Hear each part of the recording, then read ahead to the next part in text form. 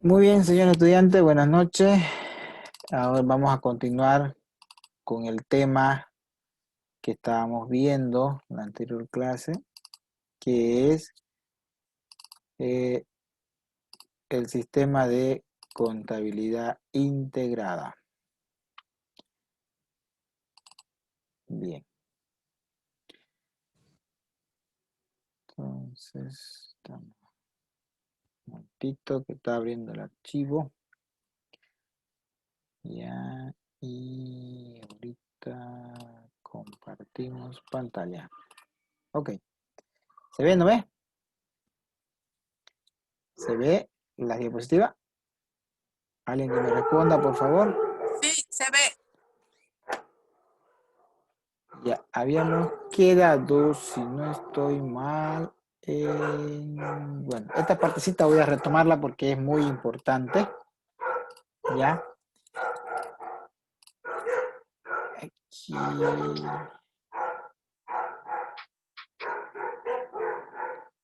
ya, esta partecita de aquí, señores, me parece muy importante, ¿ya? Eh, que tiene que ver con la documentación de respaldo, que por lo general la mayoría de las autoridades o entidades públicas no le dan mucha importancia al archivo de la unidad, o sea, al archivo de la entidad. Y les comento que para el tema de control posterior, para el tema de las auditorías, cuando vienen a hacer auditoría, lamentablemente puede ser las autoridades ya no son las mismas, ¿no? Ya no están. Entonces, y el archivo, por lo general, la mayoría de las entidades no le dan la importancia que se merece o que se le debería dar. Por ejemplo, por lo general, siempre al responsable de archivo lo ponen una persona sin discriminar a nadie, que no tiene mucha formación profesional o que no tiene muchos conocimientos sobre el tema del archivo de la documentación, que desde mi punto de vista el archivo de la documentación es uno de los aspectos muy importantes de cualquier institución. Debería ser un ambiente bastante climatizado, un ambiente en el cual le brinde todas las condiciones para que la documentación no esté húmeda, no se llene de moho, no le entre bichos, si va el término, se la coma la documentación que se les haga. Entonces, pues un ambiente bien climatizado, bien ordenado, y esa importancia se le debería dar. Yo, ¿por qué le comento esto? Porque cuando ustedes, su perfil de ustedes es asesorar a las máximas autoridades ejecutivas, y bueno, obviamente, pues no en su momento también ser máximas autoridades ejecutivas, ¿no? Que no se olviden de este pequeño y gran detalle, que más que todo está todos los respaldos de su accionar como máxima autoridad o respaldo de todos los servidores públicos que han estado en la institución, en el archivo de la institución. Entonces, se le debe dar la importancia que se merece a este archivo. Y por eso es que dice aquí, los documentos, o sea, el documento de respaldo, de los documentos contables de respaldo, y en realidad tiene que estar en el archivo de la institución, dice, son los documentos que dan la validez técnica y legal. Bueno, aquí dice los estados financieros, pero en realidad toda la información contable básicamente resume casi todo el accionar de una entidad, ¿ya? Entonces, respalda básicamente todo el accionar de una entidad. Entonces, por eso es que yo le digo que el archivo debe ser una de las oficinas más importantes de la institución. Por eso es que aquí dice que ya la validez técnica y legal de los estados financieros y permite la verificación del cumplimiento de los procedimientos establecidos. O sea, básicamente el respaldo de todo tu accionar en la institución pública. Y se debe manejar, por ejemplo, en mi institución, el manual de puesto establece que el responsable de archivo debe ser hay una profesión que yo soy franco, desde que ingresé a mi institución recién me di cuenta cuando leí el manual de puesto del archivo, dice que el perfil profesional para ese cargo es un archiviólogo. Había habido una profesión de archiviólogo, creo que en la ciudad de Sucre, si no estoy mal, que salen de esa profesión. Y también el perfil profesional es una secretaria, dice secretaria o archiviólogo. Entonces, la secretaria, ¿por qué? Porque la secretaria también maneja harto lo que es el tema de archivo. Por eso es que el perfil profesional en el cargo que han puesto en mi institución, manual de puesto, establece ese perfil, ¿no? Archiviólogo o secretaria, porque manejan bastante lo que es el archivo de la documentación, ¿ya? Entonces, y debe ser uno de los aspectos más importantes, señores, de una entidad.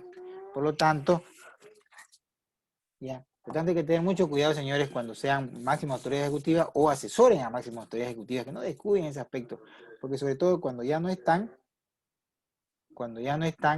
en la entidad, es donde hay el problema. Vienen a hacer la revisión, ¿ya? O a hacer auditoría, y bueno, con la documentación no hay, ya te sacan indicios de responsabilidad, ¿no? Y bueno, el tema, como hablábamos, los archivos se puede archivar de manera cronológico, que es lo que más se utiliza en la parte contable, o por sistemas que establece la ley 178. Y los sistemas informáticos ya hemos visto que, bueno, existe el SINCON, la verdad que ya no está muy vigente, el SIGMA sigue vigente, Sistema de Gestión y Modernización Administrativa, más que todo en el módulo de personal, para el tema de la generación de planillas, y se maneja más que todo en lo que es las entidades que dependemos de la administración central de alguna manera. Y obviamente el SIGEN, Sistema de Gestión Pública. Bueno, aquí básicamente era que habíamos quedado. ¿Qué son los estados financieros? Dice, los estados financieros es el producto final del ciclo contable. ¿Qué es un ciclo contable? Un ciclo contable es el conjunto de pasos o de tareas que se deben realizar con el propósito de elaborar o presentar los estados financieros. Entonces, y el producto final de este ciclo contable o la etapa final de este ciclo contable es estos estados financieros. Y estos estados financieros son el medio por el cual todo servidor público rinde cuentas. ¿Por qué? Porque en el sector público, más adelante vamos a ver los tipos de estados financieros, que son estos, por ejemplo, los básicos. Los estados financieros básicos son el balance general, estado de resultados, estado de cambio de patrimonio neto, el estado de ejecución presupuestaria de recursos y el estado de ejecución presupuestaria de gastos. Más que todo en estos dos estados financieros por los cuales todas las entidades, las máximas autoridades ejecutivas rinden cuenta. La primera semana hábil de cada gestión, ¿no? Como mínimo, de acuerdo a la normativa de transparencia, deben rendir cuentas, no vea la población. Y básicamente lo hacen a través de estos estados financieros. ¿Por qué? Porque en el estado de ejecución presupuestaria de recursos se ve cuántos los recursos que ha ingresado la entidad. Y el estado de ejecución presupuestaria de gastos se ve en qué se ha gastado esa plata. ¿Ya? Por eso es que básicamente en esos dos estados financieros que le permite rendir cuenta a la máxima autoridad ejecutiva de una entidad pública. Por eso es que aquí dice que es medio por el cual que todo servidor público rinde cuentas.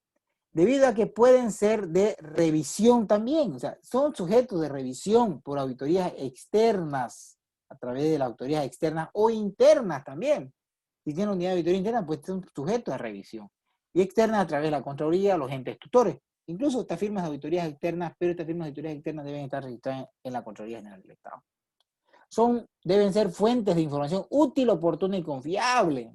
Muy lindo la normativa, ¿no? O sea, no se debe brindar información falsa en los estados financieros. Deben ser información útil. Se debe registrar las operaciones o brindar la información de manera oportuna y deben ser confiables.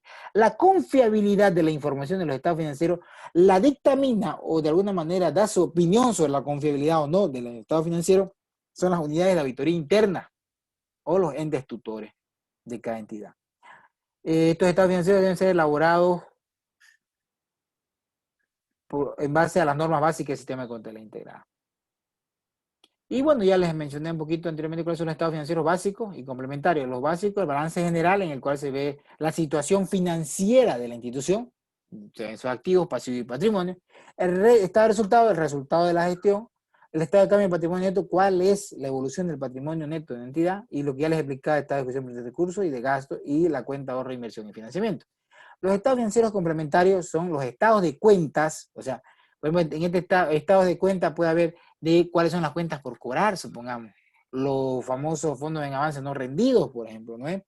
En estado de cuenta podría ser también el tema, el detalle de los disponibles que tenga la institución, de sus diferentes cuentas, qué saldos tiene disponibles, ¿no? Otro estado complementario son los inventarios de los bienes de los activos fijos o también los bienes de consumo que tiene la institución, los materiales y suministros, ¿no? La información de proyectos de inversión, las notas a los estados financieros, las notas a los estados financieros que son explicaciones sobre los estados financieros. Y existen modelos de las notas a los estados financieros, ¿no? ¿Qué es el balance general? Bueno, ya me adelanté, ¿no? Decíamos que el balance general es el estado financiero, es un estado financiero acumulativo. ¿Por qué acumulativo? Porque arrastra saldos de gestiones anteriores, ¿ya? Por ejemplo, muchas de las instituciones públicas que he podido ver aquí en el departamento Pando, hay una gran falencia, un gran problema en su pasivo. en su pasivo, que son las obligaciones que tiene con terceras personas, o más conocido genéricamente hablando, las deudas que tienen con terceras personas. No es una información real de la mayoría de las instituciones públicas en nuestro departamento. Sobre todo, ex prefectura, que cuando yo trabajé en la prefectura miré esa situación, y en la ex alcaldía, que ahora son, bueno, gobiernos autónomos departamentales y gobierno municipal. No sé ahora cómo está, la verdad, pero en su momento cuando yo trabajé en instituciones, su pasivo, cuando era auditor, no era la información real que se brindaba. ¿Por qué? Porque se devengaba a fin de año en base a los contratos. Y un contrato, como ya les decía anteriormente, no es una obligación de pago, es un compromiso entre partes. Entonces ellos devengaban, al devengar ya les generaba obligaciones de pago. Entonces ya les generaba pasivo. Pero al otro año continuaban los proyectos y ese devengado quedaba ahí. No era realmente una obligación de pago. Al otro año seguían pagando con proyectos de la siguiente gestión y ya no pagaban los devengados. Entonces quedaba esa información flotando, y cada año se iba inflando. Ahora la verdad no sé si ya lo habrán regularizado, pero eran millones y millones de información desde mi punto de vista no veraz, no real, porque obviamente registraban obligaciones que no eran obligaciones, ¿no? Entonces, ese tipo de situaciones era lo que yo observaba, ¿no? Tanto en las dos entidades. Bueno, y decíamos que es un estado financiero acumulativo, obviamente, porque arrastra, ¿no? Muestra el estado patrimonial, donde están sus bienes activos, derechos activos, obligaciones pasivos y el patrimonio neto, lo que le decía anteriormente. ¿Qué es el estado de resultados? Es un estado financiero que presenta el resumen analítico y global de los eventos de una gestión, muestra resultados de operaciones de sus ingresos y sus gastos.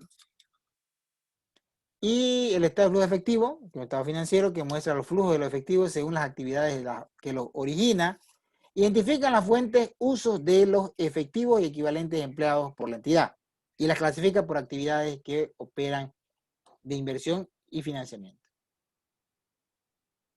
El cambio de patrimonio neto muestra las modificaciones ocurridas en el ejercicio como consecuencia de las cuentas del patrimonio neto.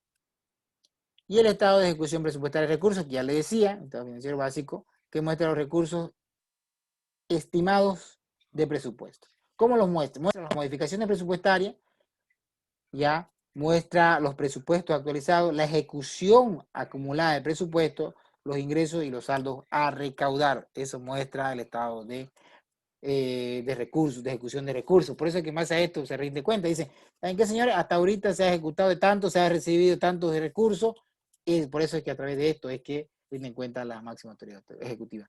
Y esta ejecución de gasto, que muestra el presupuesto aprobado por ley, las modificaciones presupuestarias y presupuestos actualizados, que muestra cuáles son los compromisos que se ha asumido presupuestariamente, los saldos comprometidos, el presupuesto ejecutado de gasto, en teoría en que se ha gastado, las partidas realmente pagadas.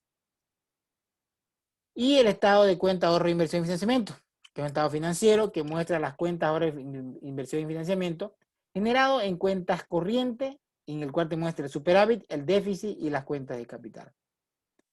¿Quiénes deben firmar los estados financieros, señor? Un aspecto muy importante. ¿Quiénes deben firmar los estados financieros? El contador, el responsable del área financiera y la máxima autoridad ejecutiva. Obviamente depende de la estructura de la institución, ¿ya? Pero mínimamente el contador y la máxima autoridad ejecutiva y el responsable del área financiera. Firman los estados financieros. Entonces, estos estarán firmados en la fecha de emisión de los mismos. Ahora, yo les pregunto a ustedes, si yo tuve una máxima autoridad, digamos que hasta los estados financieros del 2020, ya hasta enero del 2020, supongamos que haya cambio de autoridades en cualquier institución. ¿Quién firma los estados financieros? Siendo que el plazo para emitir los estados financieros con dictamen de auditoría interna, para el tema de la auditoría de confiabilidad, es hasta el 28 de febrero del 2021, o sea, hasta el 28 de febrero de la gestión siguiente. Entonces, si tuvimos autoridad hasta el 20 de enero, digamos, del 2021, ¿quién firma los estados financieros de la gestión 2020? Firma el que está ejerciendo la función como contador, área financiera o IMAE en el momento que se emite. Por más que el corte de los estados financieros sea el 31 de diciembre de 2020, ¿quién va a firmar en el momento que se está emitiendo los estados financieros o que está imprimiendo, si vale el término? ¿Ya? Que, digamos, si hasta el 20 de enero de 2021 entró una nueva autoridad, un nuevo funcionario público, Esos son los que firman los estados financieros de la gestión 2020 al 31 de diciembre de 2020. Por más que no haya a través de esa fecha, firman a la fecha que se está emitiendo. ¿Ya? Y obviamente el plazo que ya les decía, los estados financieros se deben presentar hasta el 28 de febrero de cada gestión siguiente de concluida la gestión. Por eso que les decía, 2020 hasta el 28 de febrero de 2021 tiene plazo a presentar los estados financieros al Ministerio de Economía y Finanzas Públicas, a la Contraloría General del Estado, con dictamen de auditoría interna sobre la confiabilidad de los estados financieros. Aquellas entidades que obviamente tienen auditoría interna, ¿no? ¿Cómo se interrelaciona el sistema de contabilidad integrada con los otros sistemas? Bueno, con el SPIE, el sistema de contabilidad integrada proporciona información económica, presupuestaria y financiera sobre los planes y proyectos establecidos en el SPIE, en el Sistema de Planificación Integral del Estado. Y con el sistema de promoción de operaciones, el sistema de contabilidad integrada proporciona información de las actividades de funcionamiento, inversión e inversión definitiva en el POA, para el seguimiento y evaluación de las metas establecidas en el mismo POA. Ahora, con el sistema de presupuesto, tesorería y crédito público, el sistema de contabilidad integrada tiene una relación integral de los sistemas de presupuesto, tesorería y crédito público, porque las operaciones que generan estos sistemas se registran en el sistema de contabilidad integrada y constituyen un único sistema de información. ¿Cómo se interrelaciona con el sistema de administración personal? Proporciona información sobre las acciones de personal que tienen efectos económicos financieros para su correspondiente registro.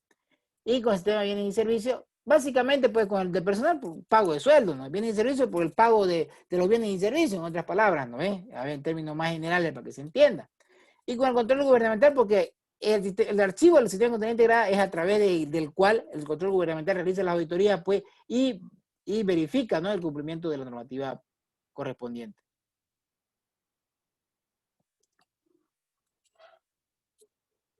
¿Cómo se aplica el sistema de contabilidad integrada en las entidades públicas? Como todos los demás sistemas, ¿no? A través de la elaboración de reglamento específico compatibilizado por el órgano rector, que es el Ministerio de Economía y Finanzas Públicas, que constituye el marco legal y técnico para ello, y el órgano rector ha definido un contenido mínimo de los reglamentos específicos, que son estos de aquí.